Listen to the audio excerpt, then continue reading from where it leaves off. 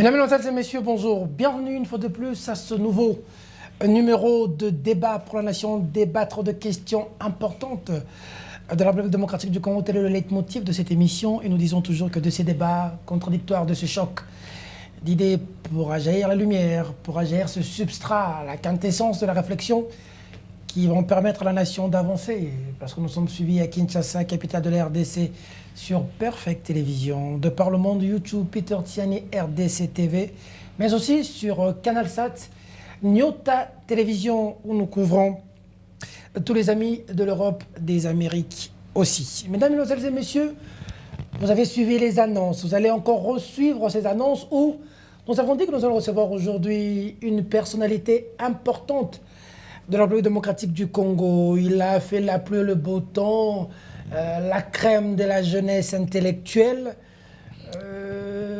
ministre honoraire de l'industrie, aujourd'hui président d'un parti politique qui se veut ni à gauche ni à droite, mais au centre. Un parti qui dit ne pas être des extrémistes, encore moins de fanatiques.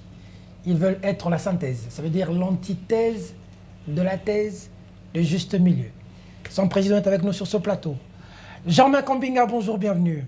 Bonjour Peter Tiani. Comment vous allez, président? Mais je vais très bien, très bien. Nous sommes au service de la nation pour la promotion d'une certaine idée de la politique qui semble se perdre.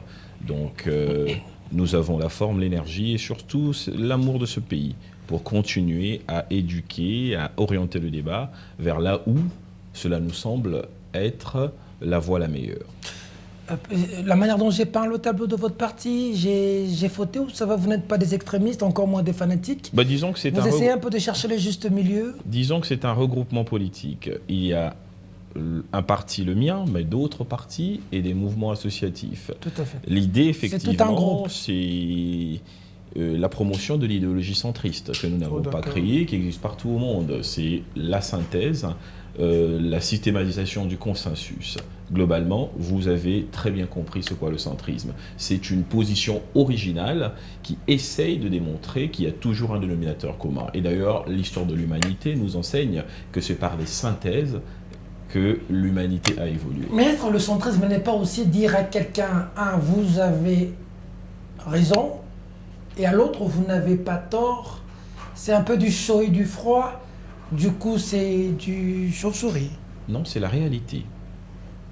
Parce que les capitalistes radicaux et les communistes, le communisme qui est le stade extrême, si vous voulez, du socialisme, ont, à l'épreuve des faits, été contraints de constater qu'il faut de toute façon un peu plus de justice sociale, mais il faut tout autant et en même temps des capacités productives et un environnement concurrentiel qui permet la production des richesses. Donc c'est l'idée qu'il n'y a jamais, de toute façon, de par la nature des choses, un absolutisme de position qui puisse être la solution définitive. C'est un peu comme la neutralité, on dirait. Non, rien à voir avec la neutralité. Parce que la neutralité, certains disent que la neutralité est une lâcheté, c'est la peur de prendre position. Non, le centrisme n'a rien à voir avec la neutralité. La neutralité, c'est l'absence de position. Dire, par exemple, dans les circonstances actuelles, qu'on n'est pas de l'union sacrée, sans pour autant d'être de l'opposition radicale et faire des propositions originales. Mais c'est ça l'ambiguïté en fait. Non, parce que... Vous n'êtes pas dans le lieu sacré, vous n'êtes pas dans l'opposition, vous êtes... dans l'opposition radicale.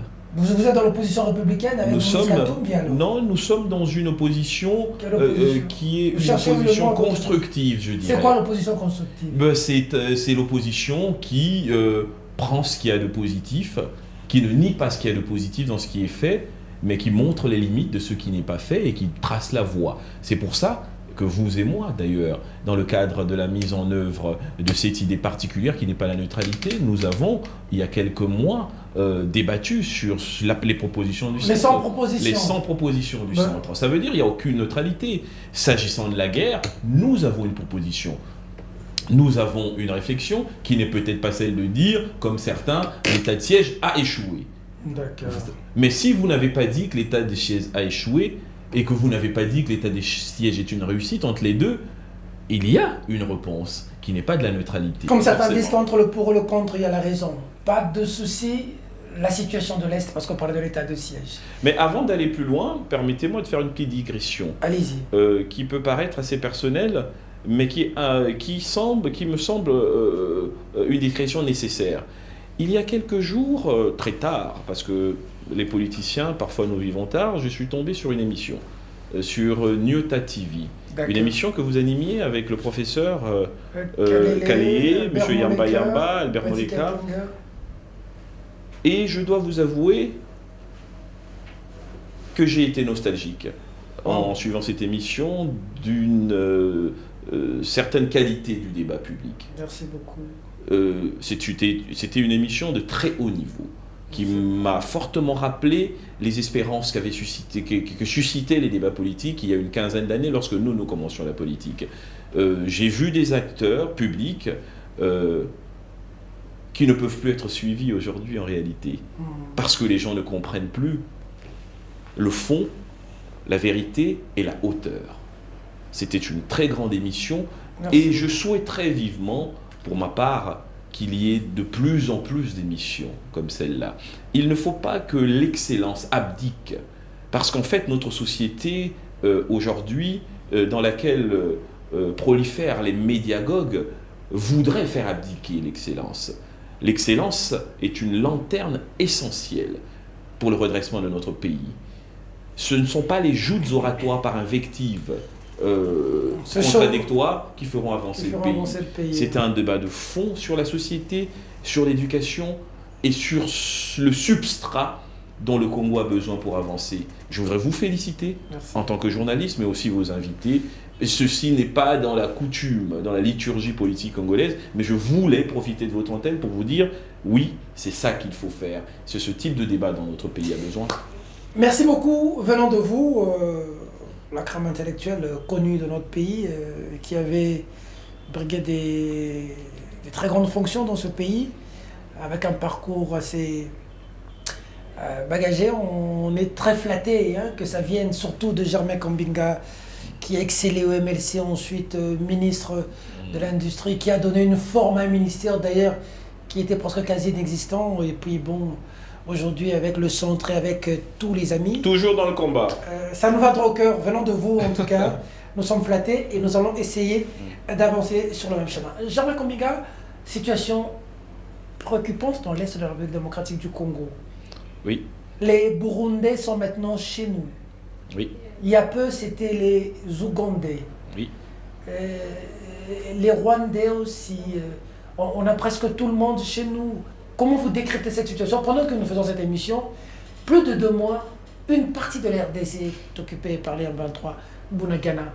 Combien de fois avez-vous ça n'émeut personne, on dirait. Combien de fois avez-vous pensé à Bunagana depuis ce matin? Je parle à tous les Congolais qui suivaient cette émission. On est même en train d'oublier. Soyez honnête, à Kinshasa. On est en train d'oublier, je vais être sincère, on est en train d'oublier. Alors, c'est l'irresponsabilité de l'élite nationale, de la société congolaise dans son entièreté, qui explique ce qui se passe à l'Est depuis des années. En réalité, nous ne sommes pas à la hauteur de la problématique, nous, peuple congolais. Je vous ai posé une question. Accusez les politiciens, accusez les militaires, les décideurs, mais vous, chacun de vous, devant votre écran, depuis ce matin, combien de fois avez-vous pensé à Bunagana, aux conditions infrahumaines dans lesquelles vivent les populations de l'Est? On était dans les bruyères, aujourd'hui matin, on a oublié. Oui. La balkanisation presque effective. Combien de fois avez-vous pensé à cela? Ceci expliquant cela. C'est la vacuité de la société congolaise qui explique les appétits de nos voisins. Le Congo doit se réveiller. Comprendre qu'il n'y a pas une autre priorité que la problématique de l'Est. Comprendre qu'il n'y a aucun rêve d'accomplissement qui peut aboutir si nous avançons avec ces handicaps fondamentaux. La solution pour nous, nous l'avons déjà dit, il faut au minimum $1 milliard par an. C'est le minimum. $1 milliard par an. Pour la problématique de l'Est. Ça veut dire qu'il faut revoir nos priorités budgétaires. Ça veut dire que le gouvernement doit se mettre au diapason de cette problématique. Ça veut dire que la population, la nation congolaise doit se mettre au diapason de cette problématique. Ça veut dire surtout qu'il faut renforcer la problématique sécuritaire du point de vue de la formation, du point de vue du recrutement, du point de vue de l'armement militaire. Ça veut dire également qu'il faut renforcer le renseignement militaire. Ça veut dire qu'il faut renforcer la diplomatie militaire et la communication sur cette guerre. Ça veut dire qu'il faut dire à l'humanité que le Congo peut réagir et que demain, ce petit pays fragile qu'est le Rwanda, qui joue avec le feu, ne devra pas se plaindre, parce que c'est une nation qui est encore convalescente d'un génocide et qui vit de la commisération internationale et qui pense être prête à faire la guerre. Dire que nous pouvons réagir, que nous sommes prêts, que nous avons une nation qui peut se lever. Si nous arrivons à mettre cette problématique en priorité de la politique nationale, du débat public congolais, si nous arrivons à changer nos orientations budgétaires, notre fonctionnement économique pour l'orienter vers cette problématique, alors nous aurions été à la hauteur. Mais pour l'instant, nous ne sommes pas à la hauteur. C'est une honte pour le Congo. Le Congo ou le président ou le gouvernement qui n'est pas à la hauteur. Mais nous ne sommes tous tels que nous sommes. Parce que si aujourd'hui le président de la République vous explique que pour avoir 1 milliard de dollars, il faut moins financer certaines choses, est-ce que la société congolaise est prête à l'accepter ? Moi, je prends la problématique dans son ensemble et je n'exonère pas le chef de l'État. Commencez par partager les cartes. La responsabilité de chacun, pas de langue de bois. Je n'exonère pas le président de la République de sa responsabilité. Il a échoué sur cette question. C'est son serment constitutionnel. Laissez-moi y aller. Allez-y. Moi, j'ai mon approche. Je ne suis pas un extrémiste, je suis un analyste de fond. Soyez au moins plus clair. Le serment constitutionnel du président de la République, c'est protéger le territoire national, garantir l'intégrité du territoire national. Lorsque le pays est attaqué, lorsque des rébellions stipendiées par nos voisins envahissent une partie du territoire, organisent une administration, lèvent l'impôt, créent un État dans l'État, la responsabilité du chef de l'État en tant que chef suprême des armées, en tant que garant de l'intégrité territoriale, est engagée. Il est dans son mandat, il doit réagir. À ce stade, c'est prématuré de parler d'échec ou de réussite. Si nous allons aux élections en 2023 et que Bunagana est toujours occupé, donc ça veut dire que nous consacrons une balkanisation de fait, ce sera le moment du bilan. Parce qu'il aura eu 5 ans, il aura affronté des problèmes, il n'aurait peut-être pas réussi à les résoudre. Parce qu'il est élu pour apporter les solutions. C'est son rôle. Mais je pense que pour le moment, il ne faut pas se tromper de cible. Nous pouvons critiquer l'action du président de la République dans sa gestion courante, mais nous ne pouvons faire qu'une seule chose. En tant que patriote, c'est l'accompagner en tant que chef suprême des armées. Mais lorsque ce mandat sera terminé, il devra rendre les comptes. Mais que pensez-vous de son attitude pendant que nous sommes en guerre? On voit des vidéos, des fêtes. Certains disent que cette attitude du chef ne favorise pas un état de guerre pendant que le pays est occupé. Bunagana. Pire, les Burundais viennent d'entrer encore chez nous, au niveau du Sud Kivu. Mais on voit des mariages, des fêtes et tout. Ça frustre et ça énerve les Congolais. Vous savez, les présidents de la République sont élus au suffrage universel direct. Le général de Gaulle disait qu'une élection présidentielle, en fait, c'est une rencontre mystérieuse entre un homme, un peuple et son histoire. Une fois investi de ce mandat, chacun des chefs d'État adopte son style. Nous avions un chef de l'État qui était taiseux, réservé, qui était recroquevillé sur lui-même, mais il n'a pas reçu de gloriole non plus par rapport à cela.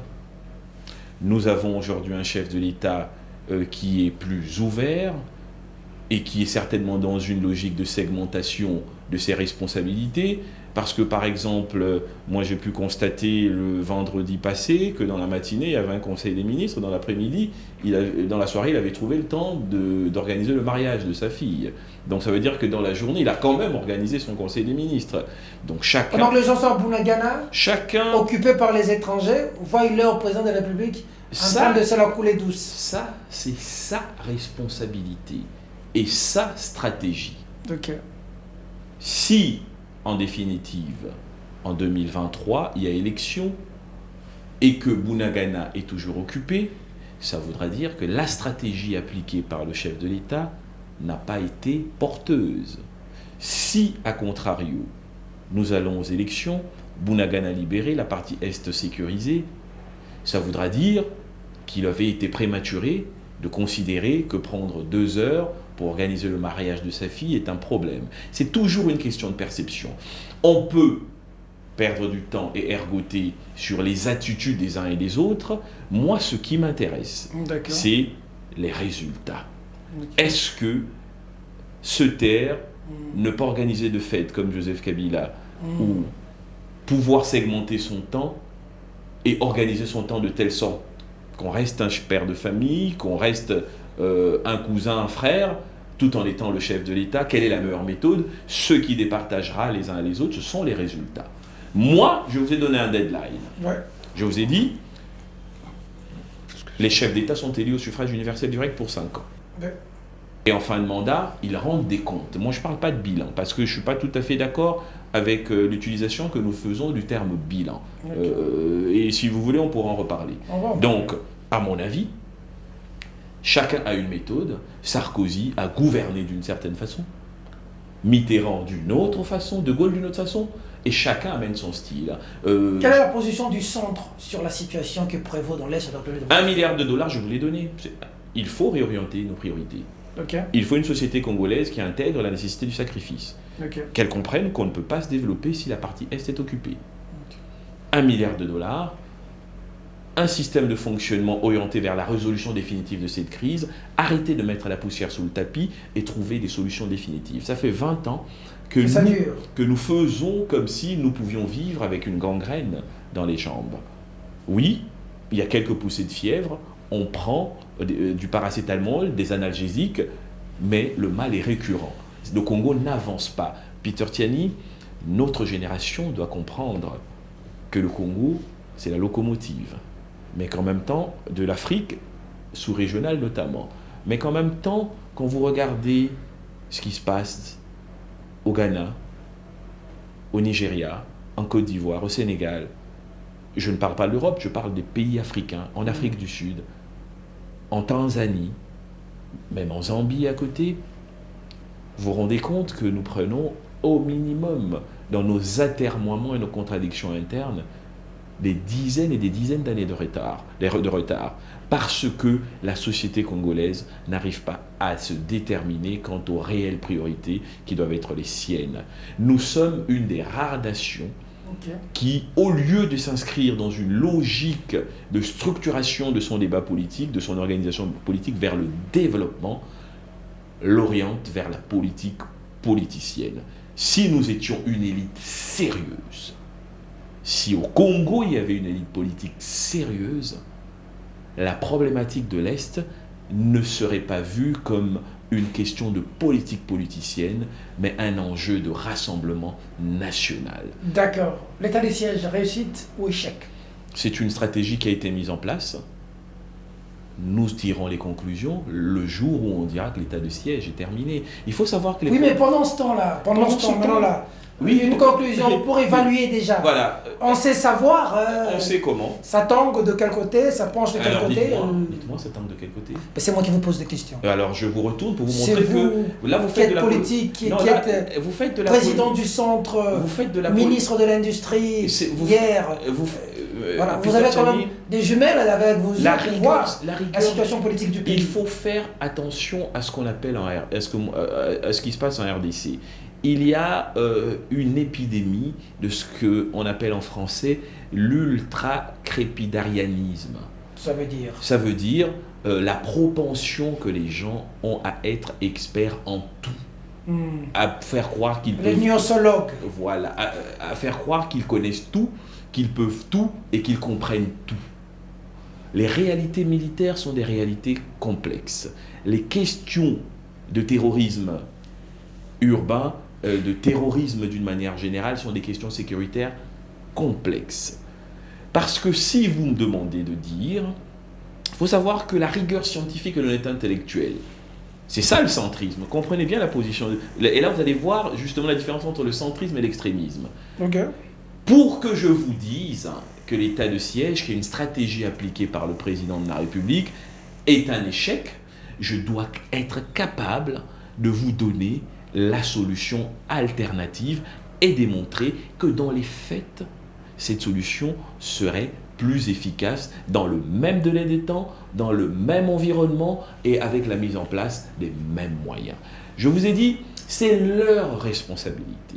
Ils ont décidé, c'est son mandat. Le mandat présidentiel, le mandat de cession temporaire de souveraineté que le peuple fait à ses décideurs, c'est le mandat du pouvoir agir. Et après, le peuple juge. Ils ont mis l'état de siège, ça fait 1 an, très exactement. Ils doivent faire l'évaluation. D'accord. Et quels étaient les objectifs et quel était l'horizon temporel. Est-ce qu'ils vous ont dit que l'état de siège est mis en place pour 1 an et après c'est fini, on a réglé le problème? Pour les Congolais qui aiment le centre et qui voudraient avoir l'avis du centre sur l'état des sièges, mais je vous donne mon avis. Qui sont dans l'Est, vous leur dites quoi? Mais je leur dis qu'il faut attendre. Qu'ils doivent attendre. Ils doivent attendre. Le centre n'a pas de position à donner là-dessus. Non, pas du tout. Et comprenez bien, Peter Tchiani, je vous ai donné un avis général sur la question de l'insécurité à l'Est. Dans l'Est, oui. Je vous ai dit quelles étaient nos propositions. Okay. C'est ça le rôle qui est le nôtre. J'ai dit, il n'y a pas assez de moyens qui sont mis en place et ces moyens ne peuvent pas être mobilisés si la nation dans son entièreté ne met pas la problématique sécuritaire au niveau où il doit être. Je vous ai dit qu'il faut un minimum d'1 milliard pour la formation de nos militaires, le recrutement et le matériel militaire, pour les renseignements militaires, pour la diplomatie et la communication. Okay. Ces 3 axes, j'ai déjà répondu à cette question. Maintenant, vous allez dans les détails polémiques, mais moi, je vous réponds de manière objective pour vous dire, pour moi, mes solutions sont celles-là. Eux, leurs solutions sont ceux qu'ils sont en train d'appliquer. Maintenant, il y aura un moment de jugement. Alors, je vous dis tout de suite, l'état de siège est un échec. Et dans 6 mois, on ne sait pas ce qui se passe, ça marche. Comme vous voulez, tous les groupes armés sont neutralisés et tout va bien.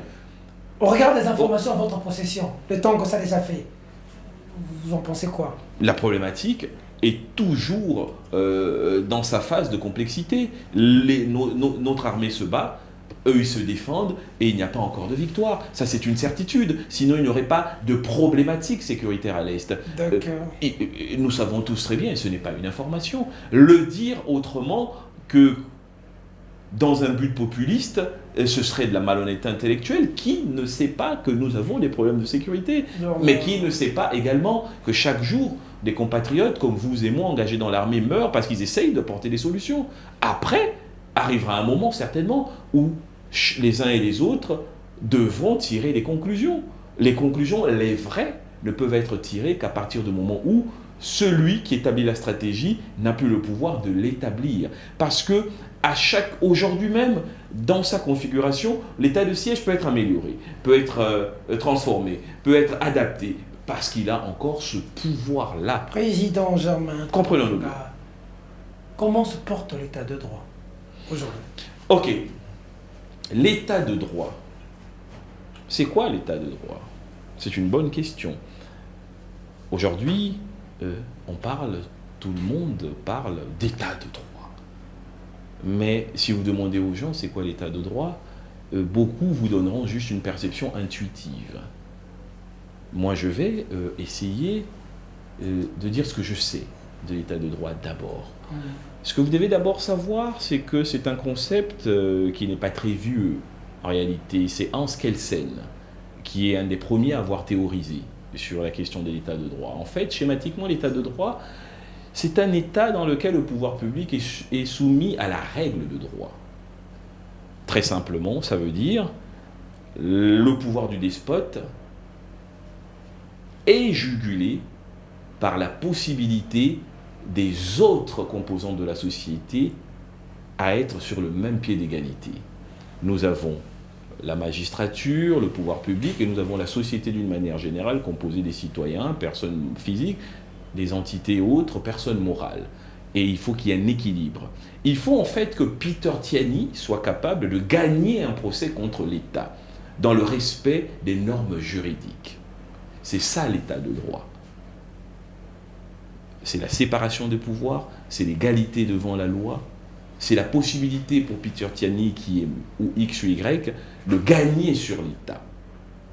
Un État où on ne peut pas gagner sur le pouvoir public n'est pas un État de droit. Donc d'abord, comprenons-le bien, c'est ça l'état de droit.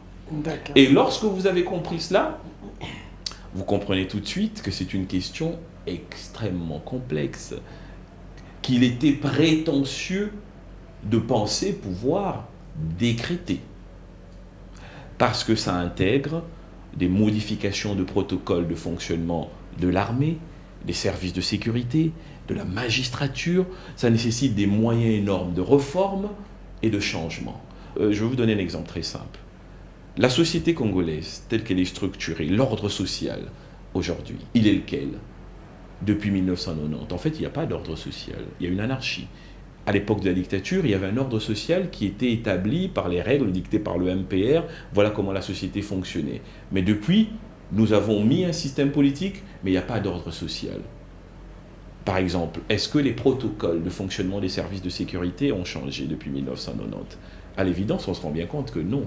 On se rend bien compte qu'il y a une superposition des principes démocratiques supposés à travers des élections, mais que les services comme la police judiciaire et autres, si vous allez vérifier les protocoles d'opération, d'action, vous serez étonné de voir que c'est des protocoles qui datent des années 70.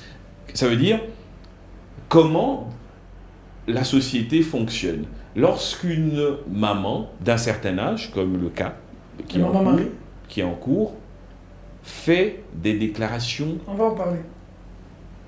Qui peuvent paraître choquantes pour une personne qui se sentirait vexée, fût-elle première dame. Comment est-ce que la police doit réagir dans une société démocratique?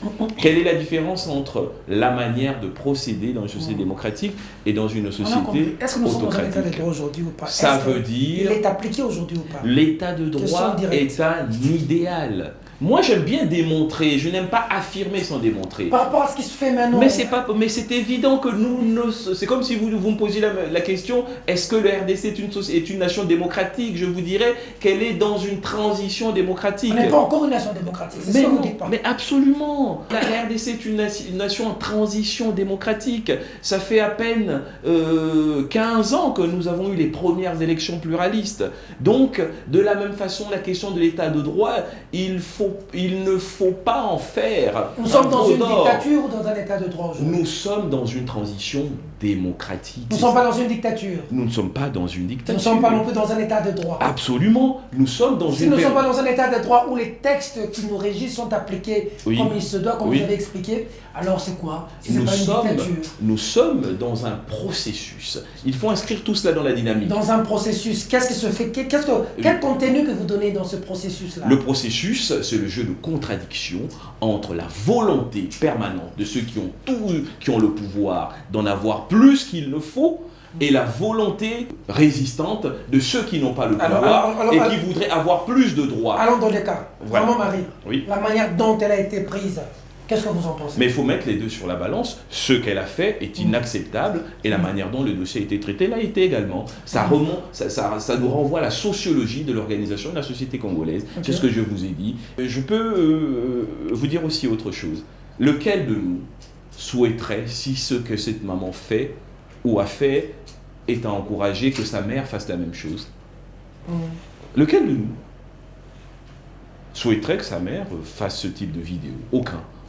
Mais on voudrait que ce soit les mamans des autres qui le fassent. Pourquoi? Si c'est de l'héroïsme, si c'est bien.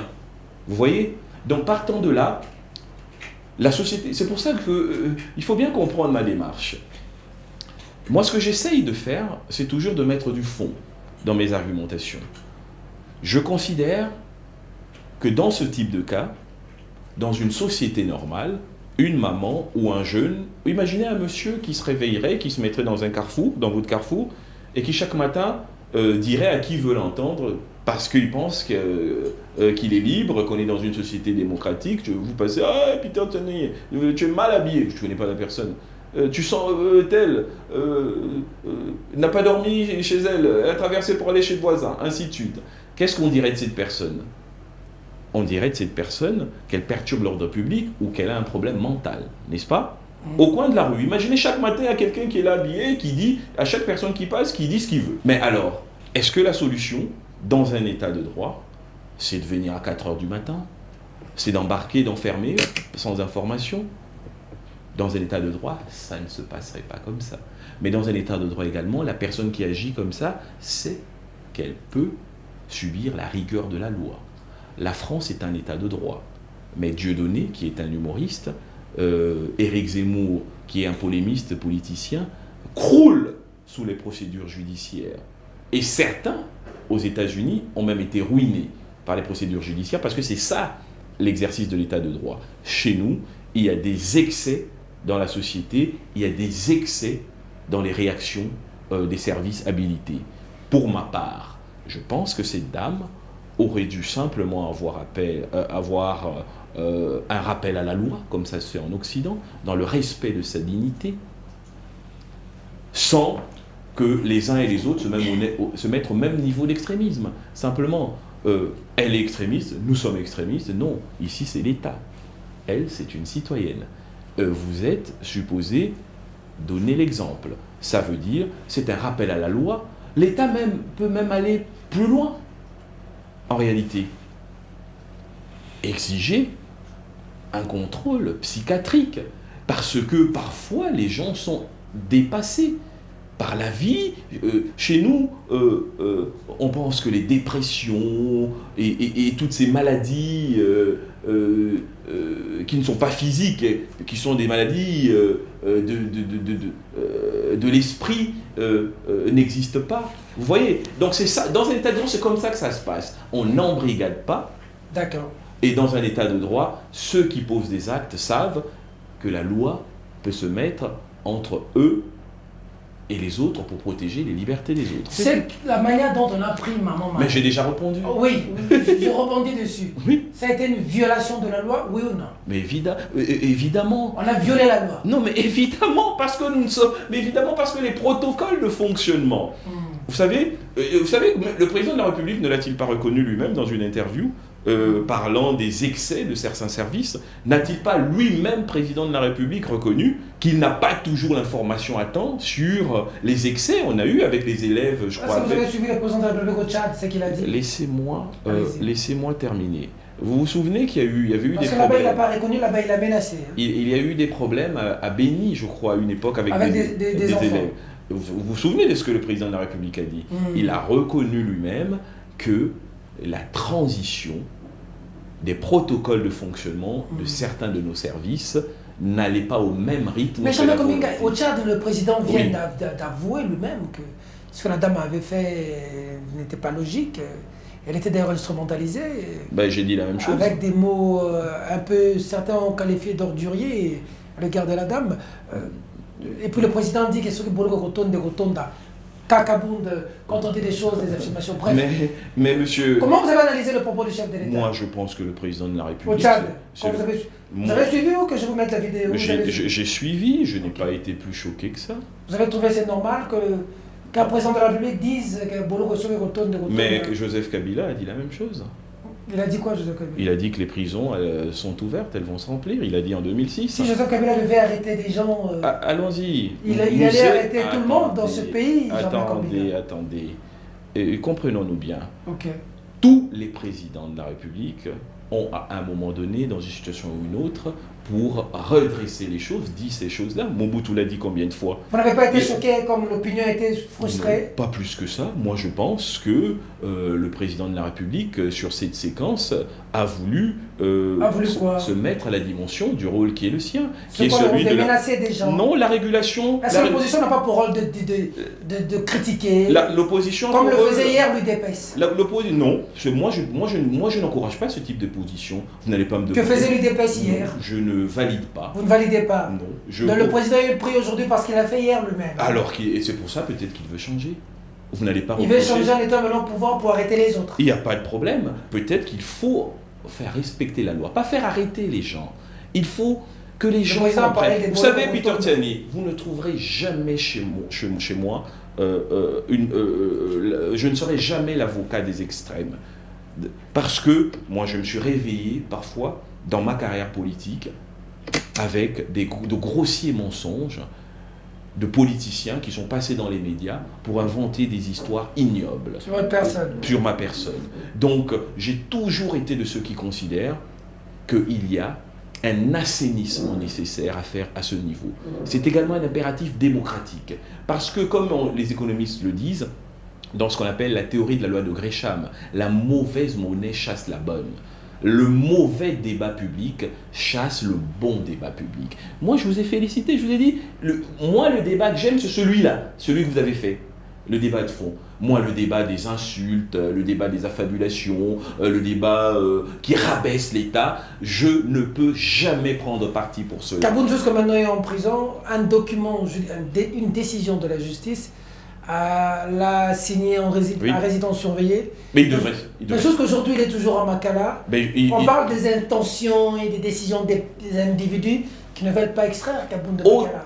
Comment vous justifiez les choses comme ça? C'est toujours ça le processus ou c'est un état dictatorial où les avis des gens priment sur les textes? Il n'y a rien de nouveau dans ce qui se fait aujourd'hui. C'est peut-être ça le drame. C'est pour ça que je parle d'un processus qui est long. Ce type de situation, nous avons déjà connu ça, ici. Il n'y a rien de nouveau. Des gens qui ont reçu des décisions de justice et dont l'application a traîné. Pose problème. Pose problème. C'est un problème de système. Donc politique. Le changement qu'on a tant voulu, tant vanté n'est pas arrivé. Non, disons que le changement n'est jamais aussi évident qu'on le pense. Et quand on a exercé les fonctions, en réalité, la première réalité à laquelle on fait face, c'est celle-là. C'est qu'on se rend compte qu'il y a une différence entre le temps politique et le temps réel. Il y a une différence entre les moyens d'action et les problèmes qu'on rencontre. Il y a une difficulté d'adaptation des hommes qu'on trouve, des hommes qu'on recrute pour les faire arrimer à la problématique à laquelle on fait face. Il y a des problèmes de ressources humaines. C'est une grande leçon du pouvoir. Et aujourd'hui, ceux qui, hier, étaient dans l'extrémisme et qui sont au pouvoir, le découvrent à leurs dépens. Alors, certains pensent qu'il faut embrayer sur leur passé pour condamner leur présent. Moi, je pense qu'il faut collectivement tirer les leçons. Ceux qui sont extrémistes aujourd'hui doivent savoir que s'il n'y a pas une catharsis collective, ils subiront les mêmes choses demain. Prenons l'exemple. Vous imaginez l'UDPS, opposition, avec les moyens qu'ils ont eus dans les fonctions et autres, qui pourra gouverner ce pays? Ils arrivaient à handicaper des pouvoirs, à démonétiser de l'argent, à donner des nationalités à des chefs d'État, des nationalités qui n'étaient pas les siennes, pour les discrédibiliser, et à paralyser le pays, sans moyens. Parce qu'on avait accepté cette façon de faire de la politique et de faire les choses. Et vous pensez que vous pourrez gérer ce pays si nous n'acceptons pas tous de nous remettre en cause avec une UDPS, avec des moyens, des fonctions d'État qu'ils ont eues demain? J'essaye de vous faire le schéma catastrophe. Moi, je pense que l'UDPS demain pour le pouvoir ne sera pas l'UDPS d'hier qui était encore vierge. Et pourtant, ils vous démontrent qu'ils peuvent à la fois être au sommet de l'État et avoir des extrémistes qui sont dans leur camp et qui n'ont pas besoin d'argent, qui n'ont pas besoin de fonction, mais qui manifestent une flamme militante quasi extrémiste. Donc ça veut dire que tout le monde doit pouvoir intégrer Kaboun parle de centaines de millions de dollars qui quittent des jets. Les paradis fiscaux. Moi, j'aurais bien voulu qu'avant la crise qu'il a créée en molestant un garde républicain et le divorce, qu'il le dise aussi. Malheureusement, le problème... J'aurais dû le dire avant. Non, vous savez, moi j'appartiens à une école politique de l'excellence et de la responsabilité. Je pense que quand on a assumé certaines fonctions, il y a ce qu'on appelle le droit de réserve. Moi, j'ai quitté, parce que j'avais de hautes fonctions au sein du MLC, Jean-Pierre Bemba et son parti, j'ai créé le mien. Mais je savais qu'en tant que porte-parole, un éminent membre du MLC, détenteur de nombreux secrets, au nom de l'idée que je me fais les fonctions d'État, je ne pouvais faire que profil bas. Vous voyez que Vital Kamere a été le numéro 2 du régime Kabila à un moment donné, président de l'Assemblée nationale, secrétaire général du PPRD, il est parti avec de grands secrets et à travers un clash et un divorce important lié justement à cette question de la sécurité à l'Est. On a vu le statesmanship dont il a fait preuve, il a construit. Je pense que lorsqu'on a été coordonnateur de l'Union sacrée, donc de la majorité parlementaire, président de l'UDPS, vice-président de l'Assemblée nationale, qu'on a été à l'origine de l'architecture gouvernementale, qu'on a pesé sur le fonctionnement de l'État au point où on pourrait même être assimilé à un numéro 2 du régime. Lorsqu'on part, on part avec l'humilité. On ne fait pas de clash. On part avec l'humilité de la raison. Parce que si Peter Tiani dit, en tant que journaliste, activiste penchant opposition, que des jets partent avec de l'argent, c'est une allégation politique. Mais lorsque le président du parti présidentiel, vice-président de l'Assemblée nationale, coordonnateur de la majorité parlementaire, dit que le régime que je dirigeais ou que je co-dirigeais avec mes camarades, lorsque nous étions à la cuisine, nous enlevions des morceaux de viande de la marmite, on mettait dans des sachets et on jetait. Ce ne sont plus des allégations, ce sont des accusations extrêmement graves qu'il faut pouvoir prouver. C'est très simple. Si Éric Zemmour, il faut schématiser ailleurs pour que les gens comprennent, dit une chose, on va considérer que c'est une allégation de nature politique. N'est-ce pas? Oui. Mais si un ancien Premier ministre français, Édouard Philippe, l'ancien Premier ministre de Macron, dit « Attendez, moi j'étais Premier ministre, mais le président de la République, pendant que moi j'étais Premier ministre, il mettait de l'argent dans les caisses. » Vous savez, c'est pas la même chose, vous comprenez? D'où la gravité des propos tenus. Et c'est pour ça qu'on observe généralement un droit de réserve. Ou alors, on assume avec des preuves à l'appui, avec des fiches documentées, et on démontre qu'on n'est pas en train de faire du populisme, donc mais qu'on veut vraiment faire... Il faut un procès à Kabound sur base de ce qu'il a dit. Non, moi je pense que de toute façon, au point où on en est, il faut qu'il y ait une vérité qui éclate. Donc moi je condamne cette façon de faire de la politique parce que je pense que ce n'est pas la bonne. Ok. Mais je condamne également le fait qu'il y ait une ordonnance de mise en liberté, plutôt de changement de résidence de Makala vers une résidence surveillée, et que ce ne soit toujours pas appliqué. Moi, je pense que c'est des choses que nous pouvons améliorer dans le fonctionnement de nos États. Jean-Marc, combien il va y avoir élection en 2023 ? Quelle est votre position sur le processus électoral ? Moi, je voudrais d'abord qu'on récupère Bounagana. Je n'ai pas d'autre priorité en tant que patriote. Si on ne récupère pas Bounagana, il n'y a pas d'élection. Ça ne sert à rien pour moi. Donc ça peut être un stratagème politique pour le président de la République de laisser pourrir la situation pour que ça lui profite. Alors ce sera un drôle de chef d'État alors. Si en tant que président de la République, on peut décider de laisser mourir ses compatriotes, on peut décider de perdre une partie du territoire pour simplement rester au pouvoir, ça voudrait dire qu'il y a un problème, mais je ne pense pas qu'il y ait quelqu'un qui se réveille le matin et qui dise « Non, moi, je suis président, je suis ministre, je viens pour détruire le Congo ». Je ne pense pas qu'il faille raisonner comme ça, parce que c'est ce type de raisonnement, précisément, qui amène le désintéressement et la démobilisation des Congolais face à un enjeu qui est important. C'est parce qu'il y a ce type de thèse qui prolifère que nous avons l'impression que c'est des problèmes périphériques. On va récupérer pas Bounagana, on récupère pas Bounagana. Mais parce que nous n'avons pas encore pris la problématique à son juste niveau, parce que beaucoup pensent qu'on peut en faire des questions de politique politicienne. Et je l'ai dit précédemment, moi vous me posez la question, je vous dis, pour moi, en tant que citoyen congolais, il est hors de question d'organiser une élection pendant que Bounagana a une administration parallèle. Ça ne s'est jamais fait dans ce pays.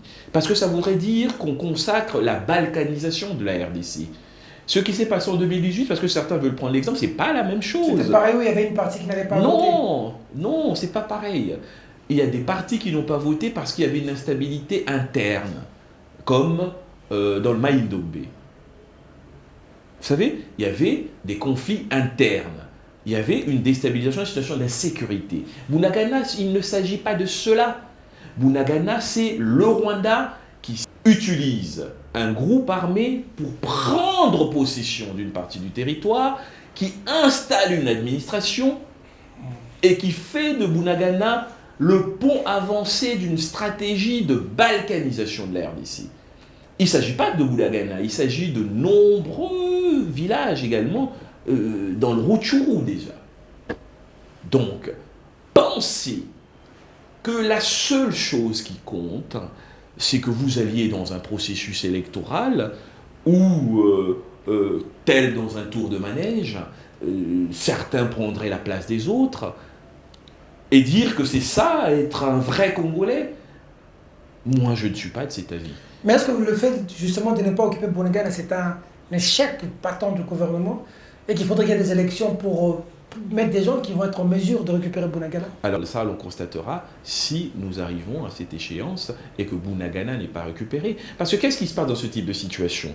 Je vous donne ma réflexion. Pour moi, si vous faites une élection sans Bunagana, vous êtes tous complices, cette génération contemporaine, de l'opérationnalisation de la balkanisation. Alors c'est celui qui est censé donner les moyens pour qu'on récupère Bunagana. Qu'est-ce qui se passe? Qu'est-ce qui se passe? Il faut d'abord les chasser lui alors. Non, parce que là, vous allez renforcer la déstabilisation des institutions. Il ne faut pas croire, tout est lié, tout est schématique. Okay. Ce qui se passe généralement dans ce type de situation, c'est qu'on enlève une partie du pouvoir à ceux qui n'ont pas pu et on le fait ruisseler pour que tout le monde se rassemble et essaye d'apporter la solution et ensuite revenir à l'essentiel. Il est clair que si en 2023, Bunagana n'est pas repris, et que nous ne sommes pas en capacité d'organiser des élections, la majorité parlementaire, le président de la République, ne pourront pas continuer à gouverner le pays sans intégrer d'autres forces politiques. C'est-à-dire on va glisser. Alors faites en sorte qu'avant 2023, vous récupérez Bunagana. On va glisser. Récupérez Bunagana. Pour vous, il est préférable que si Bunagana n'est pas pris, que tout le monde entre, qu'on glisse. Mais ça changerait quoi dans la situation de Bunagana?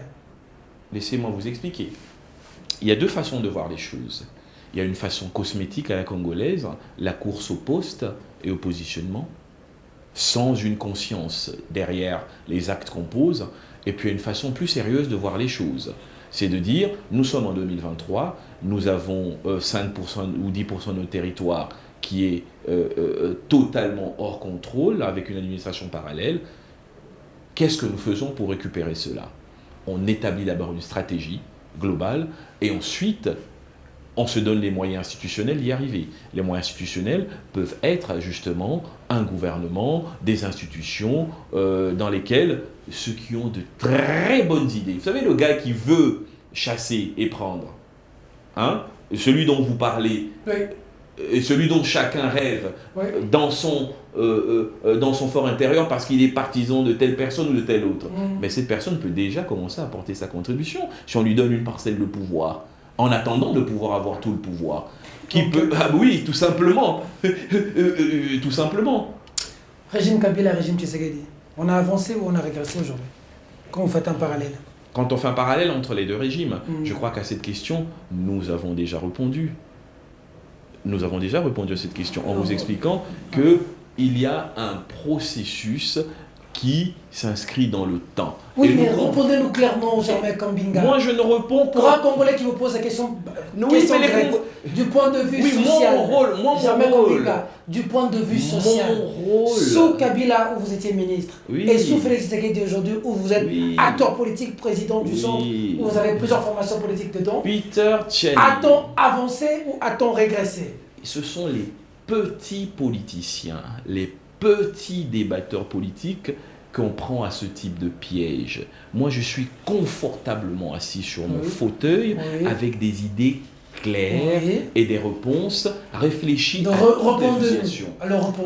Mon rôle n'est pas de suivre les médiagogues et ceux qui rabaissent le débat politique et qui abaissent la société congolaise. Moi, ce que je fais depuis que je me suis engagé à la politique, c'est remonter le débat et la compréhension des Congolais. Dites-nous, La situation donc, sociale. vos histoires, je vois parfois des émissions qui ont transformé la politique en spectacle, là.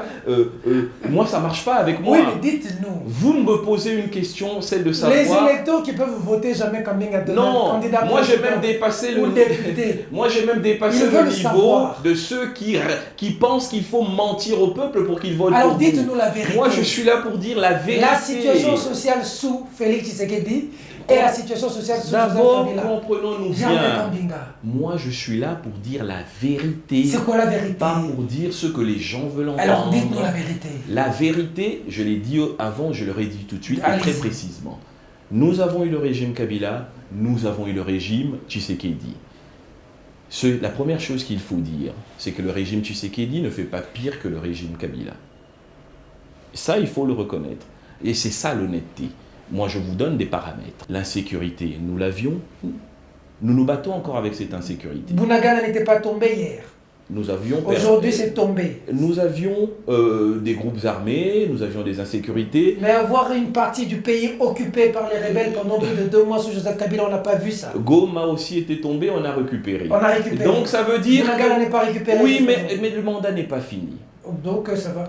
Ça a quand même pris du temps. Hein. Le mandat n'est pas fini. C'est déjà 2 mois passés. Je suis un homme logique dans ce que je dis. Allez-y. La problématique de l'insécurité, nous l'avions, nous continuons à nous battre avec. Le social. J'ai proposé des solutions pour en finir. Vous avez proposé, oui, le social. Nous avions des problèmes sociaux que nous essayons de résoudre. Nous avions un cadre macroéconomique et nous nous sommes battus pour le maintenir à l'époque. Ils font la même chose.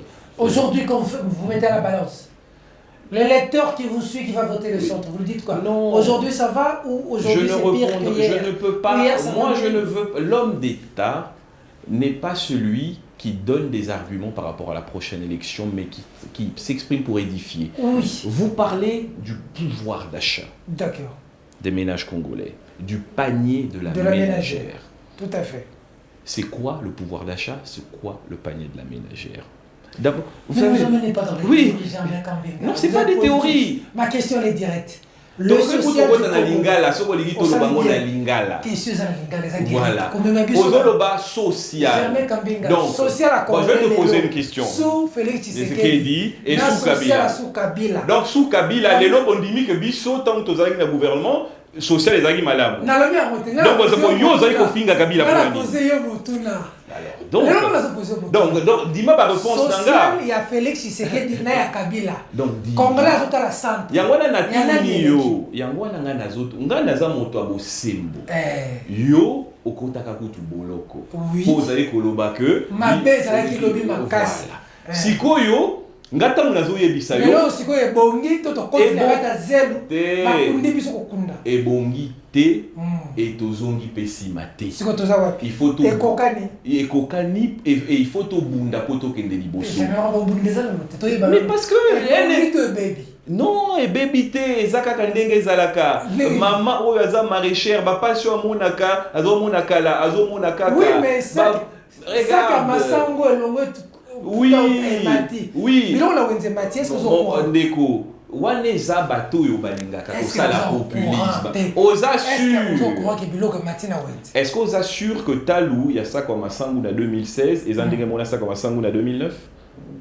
Ça veut dire que bah, fluctuation et ça les maca. Maintenant, rôle à l'État et ça, indexation. Par exemple, dans le exemple, Joseph Kabila a Bunda qui makasi a matissé par exemple bah, salaire à fonctionnaire. Bah le bah exemple la liboso, exemple la liboso te wana za kuta munene. Ngata munayaki na zonga ina Congo. Maman nanga mutu mususu taza magistrat va gagner 11 000 francs congolais. Nato à l'époque ils ont ça net $20. Oui, tant on a oui, oui, bah oui. Oui. Donc elle doit gagner 11 000 francs quand je me souviens parce que je découvrais le pays, je l'accompagnais. Elle doit gagner 11 000 francs congolais à l'époque. Bah Matisaki, Titan Joseph Kabila à Kendaki, Nabandia à l'équipe à l'écaille, bah $1000. OK. Les professeurs, parce qu'à l'époque, ils ont dossier à Tritaki, Nazaki, chargé de mission, il y a professeur Emile Ngoy. Moussa Nanga Liboso, ils ont un ministère d'enseignement supérieur. Tant que Tobandi, professeur Azaki a $50 par mois. Professeur Emile Ngoy, le régime Kabila Kanimozo, il m'a dit qu'on a $500. Tu vois, on a 2005, je crois. Ça veut dire quoi? Les lots, Toyoki, que fonctionnaire, il y a l'État qui a 40%. En fait, techniquement, il y a une indexation. Parce que taux à franc congolais, après le départ à Matata, tu as le gouvernement, tu as 1000. Les 4 dernières années, on a glissement, tout ça, taux est kitaki, tu as 2000. Mais le salaire à Batou, ils ont indexé. Et d'ailleurs, ils ont débat, personnellement, tu as qui dans le gouvernement, ils ont kamba. Mais et si m'a quitté. Tout le monde a dit augmentation à 45%. En fait, en réalité, mati si salaire que salaire à Batou, ils ont un niveau par rapport à fluctuation de par rapport à la fluctuation de dollar, na augmentation à prix, ou à l'inflation. Donc, ceux qui sont techniciens, aux gens populistes, parce que nous avons pour exalter le pouvoir à Kabila. Nous avons pour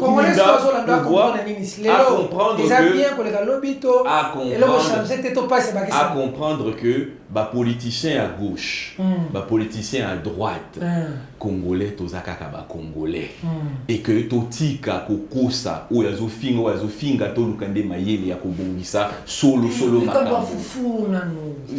Oui, mais pas Foufou et Kita, solo. Mais ils ont parce que la politique publique au tient en place depuis qu'elle a changé. Il faut abonguer ça. Ça, c'est une évidence. Pourquoi attendre le lobby bongo na baki c'est l'autre côté. Vous n'allez pas me faire dire que les paramètres économiques qui sont en ma possession ne contredisent pas vos affirmations. Moi, je dis ceci. En tant qu'économiste, je ne transigerai jamais sur la science qui est la mienne. Vous devez avoir un master en administration, je crois. J'ai un MBA, effectivement, un Master in Business Administration, mais j'ai également une maîtrise en économie internationale. J'ai surtout une expérience du fonctionnement de l'État. C'est ça qui compte, parce que j'ai été au cœur de l'État. Je connais comment l'État fonctionne. Je vous dis, les paramètres macroéconomiques qu'on a aujourd'hui sur le tableau ne nous permettent pas d'affirmer en toute objectivité que la situation économique d'aujourd'hui est pire que celle d'hier. Il y a, de mon point de vue, nécessité d'amorcer de véritables réformes pour faire mieux, faire en sorte que les résultats économiques soient suffisamment importants pour rencontrer les problématiques sociales.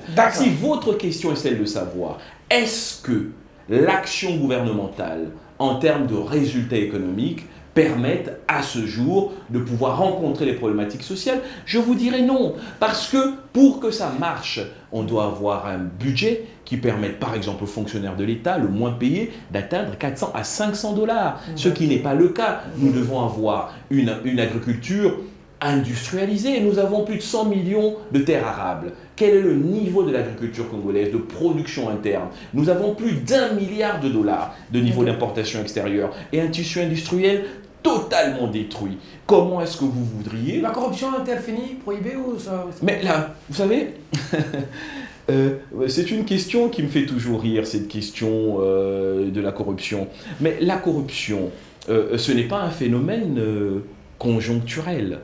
C'est un phénomène structurel. Dans notre pays. Dans notre pays et dans la plupart des pays d'ailleurs. Pas que dans notre pays, en France, au Japon, partout. Donc c'est un combat de tous les jours. Il n'y a pas de fin au combat contre la corruption. Le rôle de l'État, le rôle du pouvoir public, c'est de mettre en place et de structurer des mécanismes qui vont être dans l'obligation d'adapter au fur et à mesure de l'évolution de la société. Parce que lorsque vous aurez mis l'IGF, sachez que si c'est sur ça que vous comptez simplement, les détourneurs s'adaptent. Ils vont contourner l'IGF. Et on n'a rien inventé. Alinguet est en train de vous suivre, donc il doit changer des stratégies. Il faut une adaptation permanente.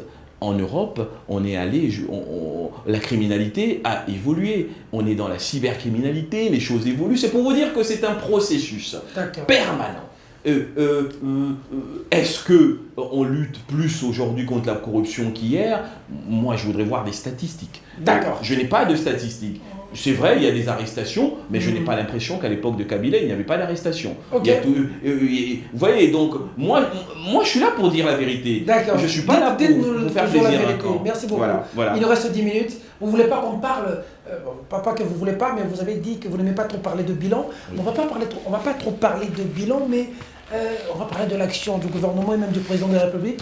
Si cette action ou ces actions ont eu des résultats escomptés au sein de la population, comment vous analysez tout ce qui a été fait? Le bilan. Voilà. Ce que vous appelez bilan. Moi, en toute rigueur, un bilan, en réalité, je l'ai déjà dit, en fait, c'est un document comptable. Donc, il faut des critères d'appréciation. Par exemple, quand on dit, c'était quoi votre plus bonne note à l'école? Celle qui vous avait fait plaisir un jour, on vous a rendu votre copie? Moi, dans plusieurs cours, j'étais fort en mathématiques. Oui, la plus grande note que vous avez... 18 sur 20 en mathématiques. 18 sur 20. Donc, il y a un critère, c'est le 20. Il y a quoi? Donc, pour savoir que Peter Tchiani était fort, il a eu 18. Mais sur quoi? C'est pas 18 sur 1000, c'est 18 sur 20. Donc, si vous voulez faire un bilan, on doit pouvoir dire Kabila a fait 18 ans, il a combien sur 20? Mais le 20, là, c'est quoi dans la politique congolaise? Moi, j'ai aucun critère d'évaluation. Parce qu'il a fait des routes, il nous a donné la Constitution, il a créé Congo Airways, il a fait les boulevards, il a réduit le nombre même des groupes armés, il a réunifié le pays avec 4 entités, MLC. Mais on a dit qu'il n'a rien fait, parce que vous êtes même allé en prison, oui. Vous, Peter Tchiani. Je suis pas allé, ils m'ont mis là-bas. Oui, parce que vous disiez que malgré le fait qu'il n'a rien fait. En tout cas, c'était la catastrophe. Voilà. Alors, c'est quoi le critère? C'est quoi le critère? La réalité, c'est que si je vous demande un critère d'évaluation objectif qui peut être accepté par tout le monde, c'est pas possible. Parce que moi, je peux considérer en tant que Congolais, j'étais à l'extérieur du pays, j'entendais parler du RCD, qui avait une partie du territoire, du MLC. La partie, donc le pays était divisé par 4. Mais cet homme, Joseph Kabila, à réunifier. Moi, je peux considérer que c'est un bilan positif. Mais vous êtes allé jusqu'à vous faire arrêter parce que vous êtes allé dans une dénonciation radicale. Parce qu'en tant que Congolais, comme moi... Parce que le pays, on ne mangeait pas, on ne buvait pas, on n'avait pas d'eau, on n'avait pas d'électricité. Ça n'a pas changé aujourd'hui. Hein. La liberté d'expression posée par... Merci de rejoindre mon analyse. Ça, c'est bon, le centrisme commence à rentrer. Je commence à être gagné par les centrismes. Voilà. Donc, vous voyez, c'est l'objectivité. C'est quoi le critère? Parce qu'aujourd'hui, il faut un critère. Je vais dire qu'il n'a pas... Je vais dire le bilan... c'est pour ça que je ne parle pas de bilan. Parlons de l'action. Quelle est mon analyse de l'action gouvernementale? Parce que le terme bilan, moi, je ne suis pas d'accord. Moi, je pense qu'on n'a pas de critère pour faire de bilan. Regardez ici. L'action gouvernementale. Pour moi, c'est une action mitigée, honnêtement. Je pense, et je l'ai dit précédemment. Comprends pas pêle-mêle. Est-ce que vous pouvez m'aider? Je peux juste vous toucher certains ministères. Il n'y a pas de problème. Parce qu'il y a aussi du réfugié sur ce qui va arriver sur le remaniement. Dites-nous en plus un peu par rapport... attends, je vais prendre quel ministère? Je prends Gulando. Que pensez-vous du bilan du ministre Gulando? Alors ça, c'est un deuxième niveau. D'abord, je vais y arriver. Globalement, pour moi, le bilan, dans son action globale, le gouvernement... Avec le Premier ministre et son équipe. L'action du gouvernement me semble assez mitigée dans sa globalité, dans la mesure où... Ça m'a échoué. Non, j'ai pas dit qu'il a échoué, laissez-moi terminer. Moi, je dis que ils n'ont pas fait pire, mais ce que je dis, c'est qu'ils auraient pu faire mieux. Vous comprenez la nuance? On joue toujours avec les mots. Hein. Non, ils n'ont pas fait pire qu'avant parce que les salaires sont payés à temps. Il y a même eu des améliorations quantitatives en termes de réserve de change, en termes de budget de l'État même. Mais ils auraient dû faire, ils pouvaient faire mieux. Parce que la problématique est très prononcée, la problématique sociale congolaise. Donc ils auraient pu faire mieux. Maintenant, c'est vrai, ça ne veut pas dire que dans ce jeu à somme nulle, il n'y a pas quelques individualités qui peuvent se dégager. Par exemple, bon, écoutez, moi je pense qu'il fait partie de cette nouvelle génération politique, décidée par le chef de l'État, et il a hérité d'un ministère assez flou au départ. Et j'ai l'impression qu'il donne un corpus. Il donne un corpus, j'ai vu... Un problème de job description pour son ministère. Hein.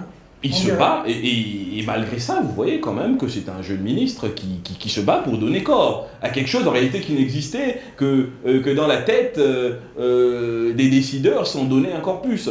J'ai vu qu'il a mis en place un fonds pour le développement de l'aménagement du territoire. Récemment, ça a été inauguré. Donc c'est une forme de dynamisme qu'il faut encourager. Les affaires foncières, je pense. Oui. Là également, j'ai vu qu'il y a des améliorations. Il y a des améliorations sectorielles. Je vous pense seulement les jeunes, je ne vais pas aller chez les vieux, je reste chez les jeunes. Il y a des améliorations sectorielles qui sont encouragées. Il y a la numérisation. Moi, ce que j'ai pu voir à travers les médias, c'est qu'il y a un travail de numérisation et de viabilisation par un circuit bancaire, de changement de propriété, ce qui va peut-être réduire les conflits fonciers. Vous savez que les conflits fonciers sont les conflits les plus importants au niveau des juridictions ici. Les gros dossiers, s'il y a 100 dossiers, 90 dossiers, c'est les conflits fonciers. Donc je pense que le travail qu'il fait, si c'est accompagné, peut-être un peu plus, dans une dynamique gouvernementale de mise en relation entre les objectifs et les moyens, c'est certainement aussi quelqu'un qui a pu se distinguer. Notre ministre de la Communication des médias, Patrick Mouyaya Katé. Il a hérité d'un ministère finalement très complexe, qui, parce que occupé par une personnalité qui a duré d'abord, et qui a imprégné son style, était difficile à remplacer. Je parle ici de Lambert Mende. Il avait structuré l'opinion congolaise dans l'idée que communiquer pour le gouvernement, c'est faire du Mende. Des attaques frontales. Mais j'ai l'impression que tout doucement, avec volonté, il est en train d'imprégner son style. Le nouveau narratif avec Patrick Mouyaya. Il est en train d'imprégner son style. Moi, par exemple, j'apprécie très particulièrement, je sais que très peu de gens l'apprécient, parce que les Congolais ne veulent pas réfléchir. L'idée de faire une communication non centrée sur la personne, mais centrée sur le gouvernement, avec des ministres qui viennent expliquer leur action. Les briefings, comment... Voilà, ça rend plus lisible l'action du gouvernement. Donc pour moi, c'est positif. C'est positif. Didier Boudimou, ministre des Hydrocarbures, nous avons du pétrole et du gaz, le génie blanc. Didier Boudimou. Disons que c'était un ministère dont on n'entendait pas beaucoup parler avant, et il s'est lancé dans un projet ambitieux. Et là, à ce niveau, moi je ne peux qu'encourager l'initiative. Moi je dis toujours, entre la perfection et le mouvement, il faut choisir le mouvement, parce que le Congo ne peut pas se permettre des économies d'initiative. La question du pétrole, il y a qu'il met sur la table, prouve qu'il a une volonté de sa part. S'il a répondu à la question de savoir pourquoi avant Tshisekedi, avant eux, Mobutu, Mzee, Kabila fils, pourquoi ils n'ont pas fait cela, s'il a la bonne réponse à cette question, et qu'ensuite, effectivement, le Congo se met à produire... Avec l'histoire du bloc pétrolier. Avec le bloc pétrolier. Kabila doit être délogé pour... S'il arrive à finaliser ce projet, et que le Congo voit son budget multiplié par 2 ou par 3, son PIB multiplié par 2 ou par 3, parce que c'est ça qu'apporte le pétrole, il aura fait, avec le président de la République qui a fait ce choix, une contribution immense à l'avenir du pays. Donc moi je vois certains qui se battent, il faut pouvoir le reconnaître. Vous savez, moi j'ai la conviction qu'il faut se donner une chance. Je parle de notre génération. Il y a tellement peu de qualité, il y a tellement de problèmes d'abaissement du système, que ceux qui arrivent à faire l'une ou l'autre chose, bien qu'imparfaite, il faut pouvoir accompagner cela et dire... Je suis quand même surpris parce que peut-être beaucoup ne t'ont pas donné cette chance à l'époque. Mais ça fait partie des expériences. Tu as essuyé beaucoup de tirs quand même. Beaucoup de tirs, alors que moi-même, j'ai fait ce que je pouvais faire à mon temps, mais aujourd'hui... C'est surtout t'entendre parler comme ça sur les autres qui sont au gouvernement. Mais parce que... Sur les jeunes, parce que... Mais parce que, vous savez, le combat qui a été... On se souviendra qu'il y a eu beaucoup d'affaires, mais jamais Combing a été traité de tous les noms. Le combat qui a toujours été le mien, ça a été celui de l'autonomisation et de l'émergence d'une nouvelle génération politique. Si j'ai pris ma liberté, si je me suis battu et j'ai fait ce que j'avais à faire, en créant le centre, en présentant plus de 700 candidats, même si on ne m'a pas suivi, mon idée a toujours été celle de promouvoir le renouvellement. Et je pense que lorsque le président de la République met des jeunes qui font leur première expérience gouvernementale et qui posent l'une ou l'autre action, je vois Chéribon Okende aussi, première expérience gouvernementale. On voit du mouvement. Jean-Pierre Liao aussi, je pense. L'IAO, on a vu la systématisation dorénavant de la question de la prise en charge sociale des agents de l'État, on a vu l'augmentation du salaire des fonctionnaires. Donc, Jean-Lucien Boussa, lui... Jean-Lucien Boussa, je crois que c'est un des meilleurs ministres de ce gouvernement. C'est une expertise, oui, c'est une expertise et une expérience incontestable. On a vu la structuration qu'il met et l'expertise dont il fait montre dans ce domaine également. Donc, moi, je considère... Tu es surpris de t'entendre parler comme ça des autres? Moi, je considère que, pour quelques cas, c'est un pari gagnant pour le président de la République. Mais ils vont avoir un problème. Le problème du temps. C'est toujours ça le problème. Le problème du temps. C'est une des premières réalités à laquelle on fait face. Moi, j'ai fait 2 ans au ministère de l'Industrie. La banque d'investissement industriel, je n'ai pas pu terminer. L'agence des zones économiques spéciales, je n'ai pas pu terminer. La numérisation des titres des propriétés industrielles, je n'ai pas pu terminer. Consommant congolais, tu as qu'à terminer. J'ai pas pu terminer. Mais celui-là, il vient d'où?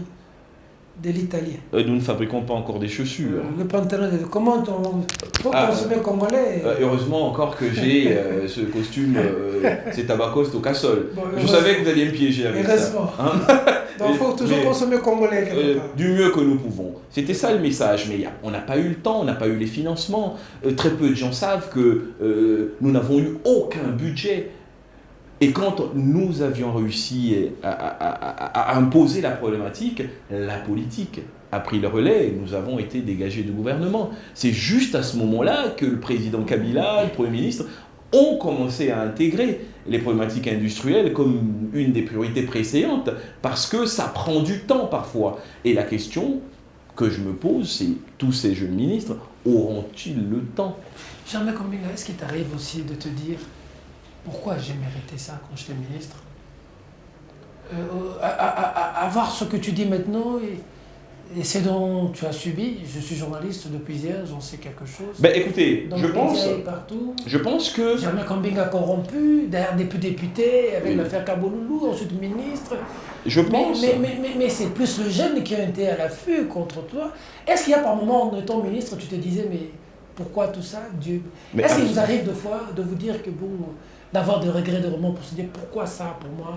Vous savez, nous vivons au Congo, je n'ai jamais eu une interpellation de l'Assemblée nationale, je n'ai jamais eu une interrogation judiciaire sur quoi que ce soit, c'est vérifiable, parce que précisément, j'ai toujours fait ce que j'avais à faire avec la plus grande prudence et la plus grande minutie.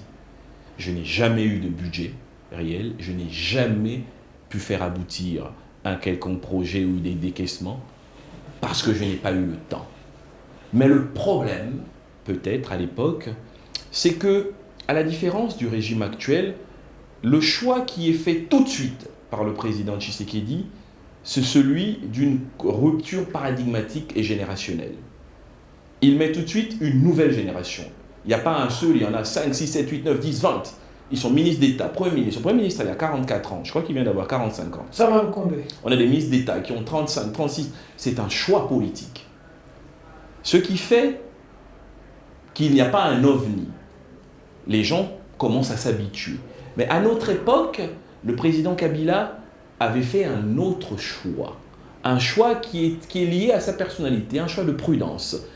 Et parce que peut-être aussi les problématiques n'étaient pas les mêmes. Quand il arrive à la tête de l'État, il y a des guerres, le pays est divisé en 4, on n'a pas d'économie. Donc, pris le pari de l'expérience avérée. Tshisekedi fait le pari de l'audace. La jeunesse, c'est toujours un pari de l'audace. Et à ce moment, en fait, peut-être Kabila ne peut pas faire le pari de l'audace. Parce que vous avez un pays divisé en 4. Donc, ce qui fait que les proches du régime, les hommes forts du régime, sont des gens qui ont une expérience, des anciens moboutistes, c'est beaucoup de personnes âgées. Et on a peut-être un peu, nous, tous ceux qui ont été proches de Kabila, à un moment donné, on a eu ce combat. On a toujours eu l'impression que le président ne faisait pas peut-être assez suffisamment confiance à la nouvelle génération et autres. Mais il a commencé à le faire. Quand il s'est bien assis, et je crois que nous sommes sa première expérimentation. Et lorsque vous faites partie des premières expérimentations, vous êtes également une espèce de cobaye. Le cobaye, Et c'est pour ça qu'il y a... Le jeune est un loup pour les jeunes. Hein. Voilà, exactement. Mais maintenant, je crois qu'avec le pari fait par le président Tshisekedi, tout le monde est habitué à avoir des ministres de 35 ans, de 32 ans, mais à notre époque, c'était quand même... insolite. Hein. C'était insolite. On voit le gamin qui était porte-parole du MLC, il a un ministère plein, tous les autres... Mais tout ça, ça fait partie de ce qui construit la cuirasse et l'expérience. Moi, je ne regrette pas mes expériences. Moi, toutes mes expériences m'ont forgé, m'ont préparé et me donnent la force et la lucidité d'entrevoir l'avenir du Congo avec assurance, avec la certitude que ma contribution a de la valeur. Parce que je sais, parce que je connais, parce que je peux. Quel est ton plus grand regret? Que le centre n'ait pas eu de député. En 2018, qu'on n'ait pas eu le seuil. Si le seuil n'existait pas, j'aurais eu une quinzaine de députés. Parce que, individuellement, de nombreux candidats du centre avaient eu les voix suffisantes pour être à l'Assemblée. Parce que ça nous aurait permis, enfin, d'atteindre nos objectifs. Ça veut dire peser réellement sur le débat national. En 2023, et vous serez avec qui? Et nous battre pour combattre l'abaissement de la politique. Avec Tshisekedi, avec Kabila, avec Fayoulou, avec Katumbi, vous serez avec qui en 2023? L'idéal, ce serait d'y aller seul.